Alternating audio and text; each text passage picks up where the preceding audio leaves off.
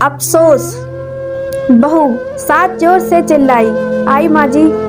बहू ने भी जोर से कहा, पर बहू वहीं की वहीं रही, ना आई।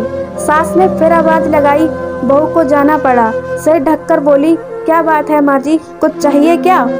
सास ने कहा, पानी का गिलास पकड़ा दे, प्यास लगी है। बहू ने गिलास पकड़ाया और कहा, माँ जी पानी भरा गिलास और जग आपके पास स्टूल पर रखा रहता है, गिलास आप ले लेती हैं।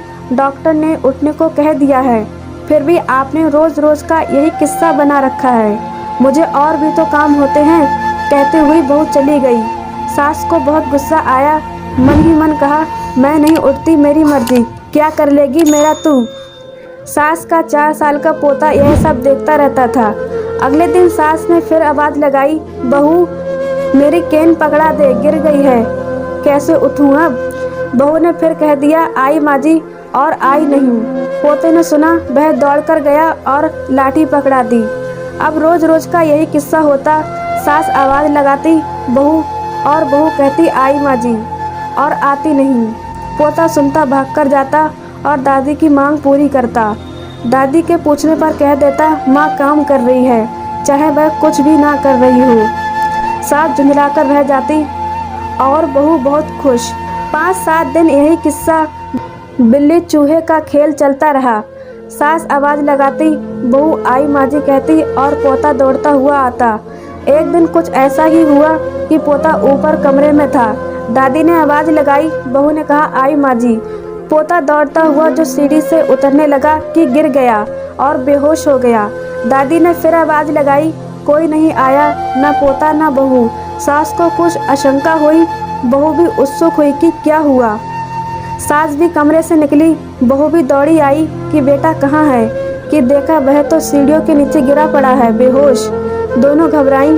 बेटे को लेकर बहू अस्पताल दौड़ी। सास भी चली उनके साथ। दोनों एक दूसरे को मन ही मन कोसती पर लाचार। अस्पताल में नर्स बच्चे को इमरजेंसी रूम में ले गई। सास बहू एक दूसरे से दूर खड़ी भगवान से प्रार्थना करती। 1 घंटे के बाद नर्स आई। उसने बताया, बच्चे को होश आ गया है, पर अभी आप मिल नहीं सकती। डॉक्टर साहिबा बाहर आकर आपसे बात करेंगे। थोड़ी देर में डॉक्टर आया और बोला, दादी कौन है, बच्चा हड़बड़ा रहा है। दादी ने आवाज़ लगाई है, मुझे जाना है, माँ तो नहीं आएगी, दादी को पानी देना है, आदि आदि। दादी मैं हूँ, गलती मेरी है, मेरा कसूर है, दादी बोली। बहू बोली, नहीं मेरा कसूर है। डॉक्टर सब समझ गया कि बात क्या है, इसीलिए दोनों को समझाते हुए बोला, बच्चों के मन बड़े कोमल होते हैं। सास बहू के झगड़े बच्चों के मन पर बहुत बुरा प्रभाव डालते हैं। ऐसी क्या बात है जो आप अपने मनमुटाव खुद नहीं निपटा सकती? और दादी की तरफ देखते हुए बोले, आप अच्छी भली हैं, स्वस्थ हैं, फिर क्यों अपने आप को पराधीन बना रही हैं? यह तो आपकी बेटी की तरह है, गलती तो हो जाती है तो क्षमा करो, क्योंकि संतों ने कहा है, क्षमा बड़े को चाहिए, छोटे तो अपराध।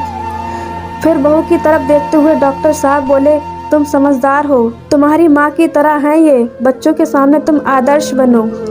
फिर दोनों की तरफ देखते हुए कहा, मैं डॉक्टर होने के साथ एक बेटी का पिता भी हूँ और ससुर भी। जान गया मामला क्या है, इसीलिए अपने घर को स्वर्ग बनाना तुम दोनों के हाथ में है, और अधिक कुछ नहीं कहूँगा। डॉक्टर चला गया। सास और बहू एक दूसरे को क्षमा करती गले लगी। इतने में नर्स बच्चे को ले आई।